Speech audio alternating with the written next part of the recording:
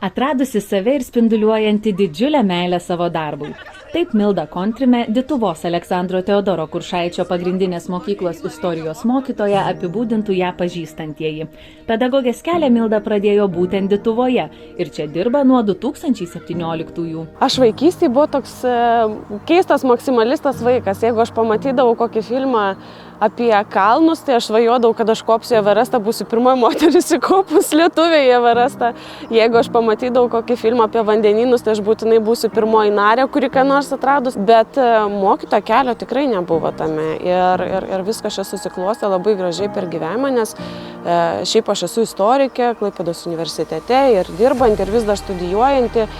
Ir gimus pirmai dukrai, kažkaip pajaučiau, kad galėčiau pabandyti, norėčiau pabandyti. Milda sako, kad jos autoritetas ją mokęs mokytojas Vaidas Pamparas, visada mokiniams rodęs didžiulę pagarbą. Jis visada žiūrėdavo į mus kaip į savo lygiaverčius, jis su mumis bendraudavo, jis su mumis tardavosi ir šnekėdavo ir bandydavo nukreipti tą gyvenimo kelią ir pasirinkimus. Ir žiūrėdami į jį, aš supratau, kokia aš norėčiau būti mokytoja. Norėčiau būti ir manau, kad mokytojai turėtų būti gerbintis ir save pirmiausia, ir savo vaikus, ir savo kolegas. Pamokose pedagogė naudoja įvairius aktyvius mokymo metodus, kultūros paso siūlomas veiklas, veda išvažiuojamąsias pamokas gamtoje ir muziejuose, taip pat dalyvauja kvalifikacijos kėlimo kursuose, seminaruose, žiniomis dalijasi su kolegomis, o jos mokiniai džiugina savo pasiekimais. Tai aš visada stengiuosi, jeigu yra 7 ar 8, net mano pamoka, niekada neduot kontrolinių ir stebėti klasę. Jeigu ta klasė tikrai yra pervargus ir matos kažkoks disbalansas, nieko neatsitiks, jeigu mes apkeisim tas temas ir paimsim kažką lengvesnio, žaismingesnio, o kitą dieną susitikę 2 ar 3 pamoką mes paimsim dvigubą jėgą ir dvigubų pajėgumų. Milda džiugina sėkmingai praėjusios dienos ir žinoma vaikai, kurie net ir sutikti mieste nebijo prieiti, pasisveikinti ar apsikabinti.